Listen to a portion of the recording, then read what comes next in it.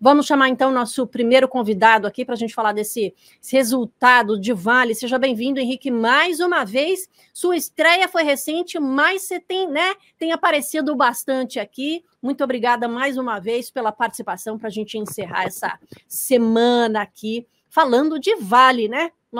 Uma das gigantes aí, super importante para os investidores.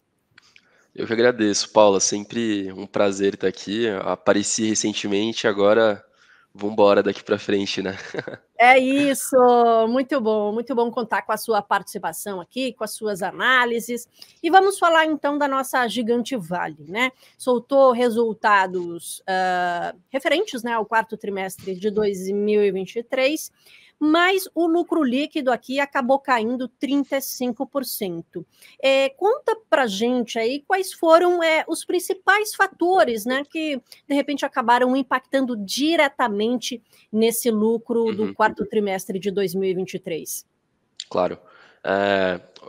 Vamos falar do resultado como um todo, né? Acho que é legal partir da perspectiva completa. As manchetes foram muito ruins, né? Justamente por isso, por essa questão do lucro ter despencado na comparação anual, né? É a primeira coisa assim, que a gente olha, né? O lucro. Vamos ver, a empresa está Você olha lucrando, o né? lucro, É o caiu primeiro. tanto. Mas Normalmente claro o que tem investidor diversos assusta. outros ali. Perfeito. Exatamente, tem que sempre entender o motivo do porquê que o lucro caiu, né? E até você ver, é interessante, as ações estão subindo, né? Então, na verdade, Exatamente. o resultado foi bom. E os Olhando dividendos também, que a operacionalmente, gente também vai falar daqui a pouquinho. Desculpa te atrapalhar, vamos mas falar peguei também. na resposta. Na verdade, o resultado foi bom, né? A Vale, antes dela divulgar o resultado trimestral dela, algumas semanas antes, ela já divulga a prévia operacional. Ela coloca os dados de vendas e de produção dela naquele trimestre, o que guia mais ou menos já os investidores como vai vir o resultado. Então, o resultado bom que se concretizou agora no quarto trimestre, ele já era em alguma medida esperado pelos investidores, porque a Vale já tinha apresentado dados fortes de volumes de produção e vendas um tempinho antes, né? Só que esse resultado ele ainda veio marginalmente positivo. Acho que esse é um ponto acima das expectativas do que os investidores estavam esperando, né? Acho que esse é um ponto que pode estar influenciando na valorização da ação hoje. Isso porque o EBITDA da Vale ele cresceu fortemente, tanto em relação ao terceiro trimestre, como na comparação anual, contra o quarto TRI de 22. Ele apresentou esse crescimento. Isso porque, Só te interrompendo um pouquinho, para a gente claro, nem todo mundo, né?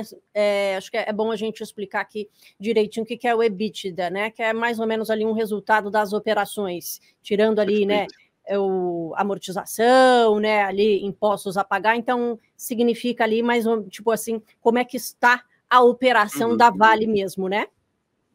Perfeito, Paulo. É essa a definição do EBITDA, ela te dá uma cara ali de como está a operação, né? Então teve um crescimento forte de 35%, desculpa, de 50% em relação ao terceiro TRI, o último trimestre, e em relação ao quarto trimestre de 2022, um crescimento de 50%. Então mostrando uma evolução bastante forte da operação. Isso porque o preço do minério ele está em um patamar superior em relação a esses outros períodos. A Vale ela conseguiu produzir e vender um volume maior de minério de ferro e também ela conseguiu reduzir os seus custos, né, de produção. Tudo isso influenciou nesse resultado positivo. Agora, indo para a parte do lucro, né, o que acontece? Apesar dela ter reportado uma melhoria na operação, o lucro ele decresceu porque ela reportou um incremento de uma provisão ali no resultado. Esse incremento dessa provisão ele é relacionado ao caso do rompimento da barragem Mariana, né? Isso é um processo que ele ainda está em julgamento, então a depender a Vale ela precisa pagar uma quantia, né, para a cidade ali, né, de Mariana, para o estado de Um Minas Gerais, ressarcimento ali, né? um ressarcimento, e ela provisiona esse valor dentro do seu resultado, né? Ela já deixa ali que ela vai ter que pagar um valor que vai ser provavelmente aquilo que ela está provisionando de acordo com o andamento do processo. E como esse processo ele ainda está em definição, né?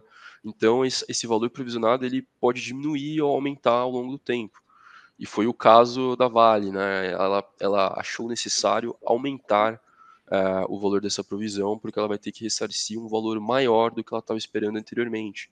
E isso impacta o lucro, né? Então, se você olhar para a operação, excluindo essa parte, né, da provisão, foi um resultado muito bom, só que teve esse impacto no lucro por conta desse incremento de provisão. E por que isso não afetou a ação, né? A gente está vendo que a ação está subindo hoje. Porque isso também já era esperado pelos investidores. A BHP, que é uma outra mineradora que toca a Samarco, que foi a empresa, né, que ocasionou aí o rompimento das barragens, ela toca a Samarco junto com a Vale. E a BHP, ela já tinha reportado esse incremento de provisão no resultado dela que ela divulgou semana passada. Então os investidores já viram, opa, se a BHP aumentou a provisão, a Vale também deve aumentar, né? Por isso que não pegou ninguém de surpresa. Em linhas gerais, operação muito bom e um lucro decrescendo conforme esperado por conta desse provisionamento adicional, né? Perfeito. Esse provisionamento adicional, ele pode se repetir daqui para frente? De repente, seria um ponto de atenção daqui para frente, ou realmente ele já está contado ali, os investidores não precisam se preocupar muito com essa questão, né, vamos dizer assim, do endividamento, porque acaba impactando ali, né, então tem que tirar parte do lucro para ressarcir judicialmente, né, enfim, a cidade e as pessoas que foram realmente Sim. afetadas pelo rompimento da barragem. Como ele ainda está em julgamento, né, não está concluído o processo. Então pode sim ter alteração para frente, né? Eles até falaram na teleconferência de resultados que aconteceu agora há pouco, que a expectativa é que esse processo da Samarco com o Mariana ele se conclua no primeiro semestre desse ano, né? Então está em vias de ser concluído, mas ainda pode mudar alguma coisa, a gente pode ver provisões adicionais para a Vale.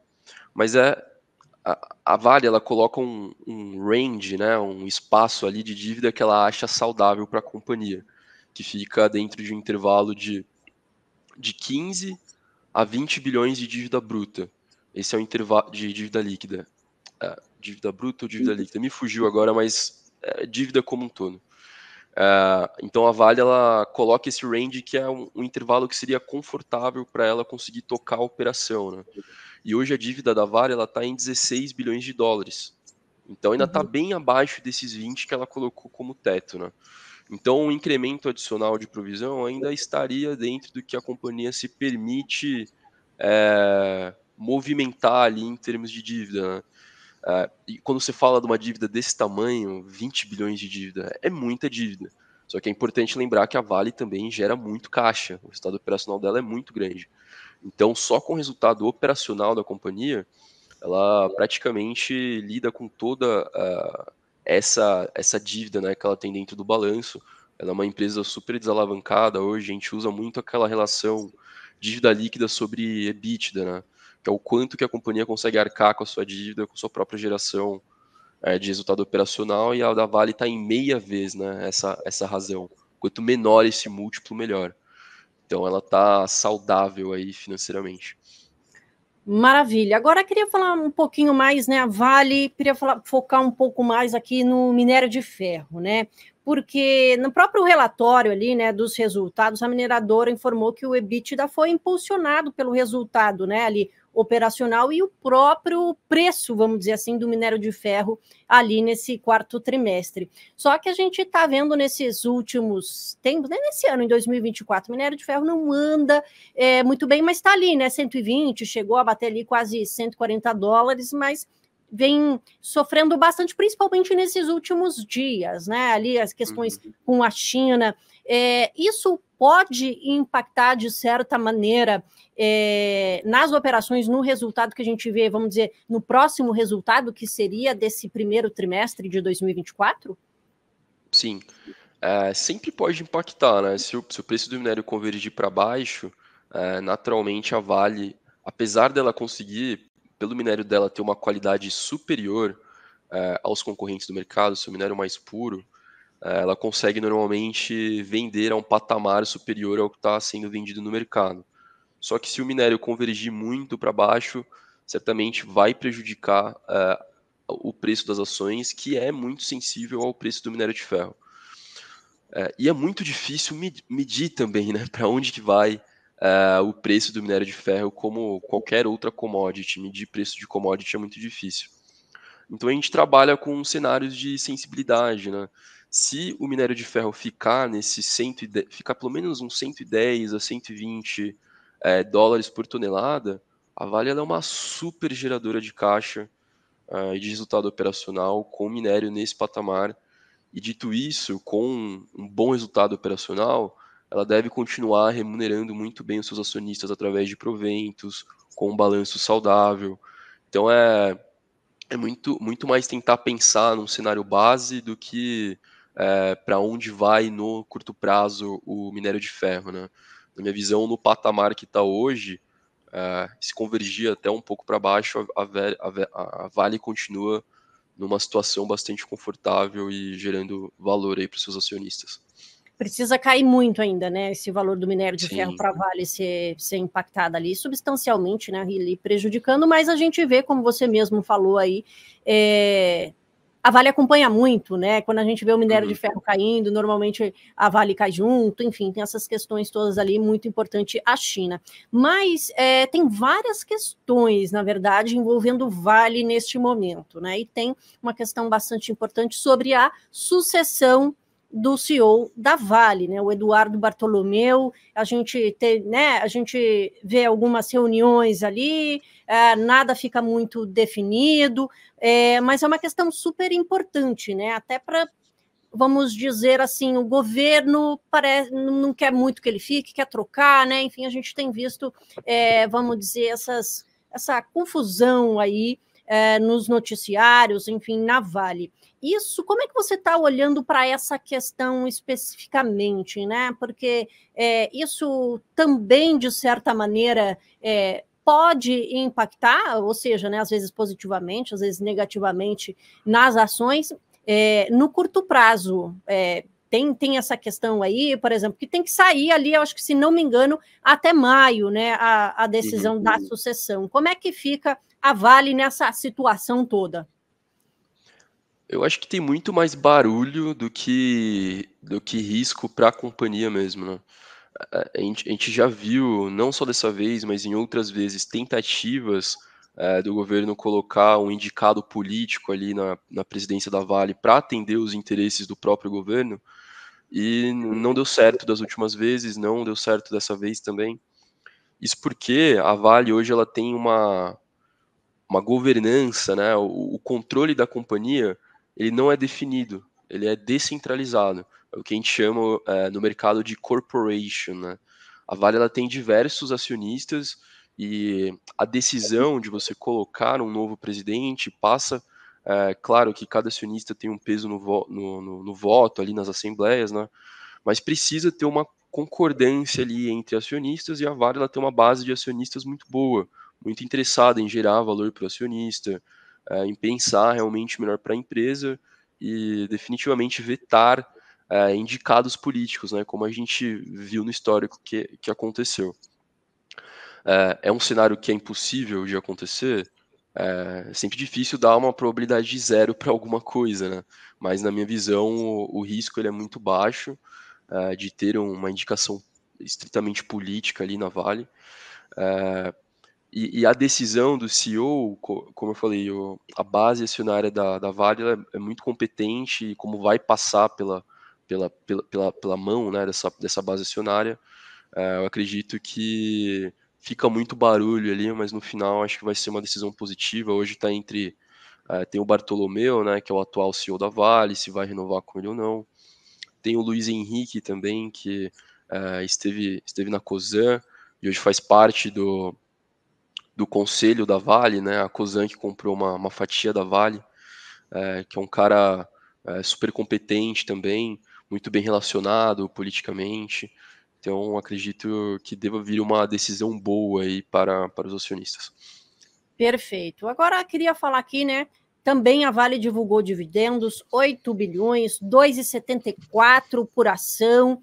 Queria que a gente focasse um pouquinho mais na ação, porque eu vi que chegou pergunta, claro, todo mundo quer saber, né? Se é a hora de comprar, se é bom esperar um pouquinho cair, porque a Vale já caiu, né? Está aqui, eu acho que, se não me engano, deixa eu ver, R$68. Já chegou a bater quase R$80 no comecinho ali do ano. Queria saber aí a sua perspectiva para a ação, sua recomendação. Vale a pena ter Vale pensando em dividendos ou não? Conta um pouquinho mais sobre a sua avaliação sobre a ação da Vale. Eu acho que sim. Para quem gosta de dividendos, gosta de proventos, a ação da Vale é uma posição bastante interessante de se ter no portfólio. Eu gosto de pensar em Vale hoje numa posição média, dado que tem muito ruído de curto prazo ainda, né? E a Vale, a performance dela, ela é muito ligada também à performance da própria China. Então a China, ela está num momento hoje, consegue ou não consegue reacender, né, a economia chinesa, o setor imobiliário chinês passando por dificuldades, então tem bastante ruído que acaba atrapalhando a performance da Vale. Sobre o dividendo, a Vale, durante o ano de 2023, até agora no quarto TRI, né, que ela anunciou esse dividendo no último resultado, ela está pagando a política mínima de dividendo, apesar de ser um super dividendo, né, como você falou, 11 bilhões de reais em dividendos, 2,74 por ação, que dá um yield aí mais ou menos de 4%, é uma excelente remuneração, mas ainda está no patamar mínimo, né? E o que eu quero dizer com isso? Olhando para 2024, eu acho que o resultado do quarto TRI, ele mostrou que a Vale está num momento operacional melhor, com mais volumes, controlando custos, o nível de preço do minério de ferro está em um patamar saudável que permite uma geração de caixa muito forte para a companhia. Então, a expectativa é que a remuneração em termos de dividendos e proventos, programas de recompra, retorno para o acionista sem ficar olhando ali o preço da ação, em 2024 seja até melhor. Tem um ponto também que a Vale ela vendeu uma fatia da sua operação de metais básicos. Ela vai receber ainda um valor superior a 3 bilhões de dólares que vai entrar no caixa da companhia em 2024. Então tem até uma expectativa da Vale até pagar um dividendo extraordinário em 2024. Né? Essa é uma expectativa que o mercado tem hoje. Então acho que pensando em dividendos é uma posição que faz sentido sim ter dentro do portfólio. Perfeito, obrigada pela participação mais uma vez, excelente final de semana e voltamos, acho que com certeza vamos falar na semana que vem aqui, Henrique. Obrigadão, Com certeza. Valeu, Paula. Tchau, Até pessoal. mais.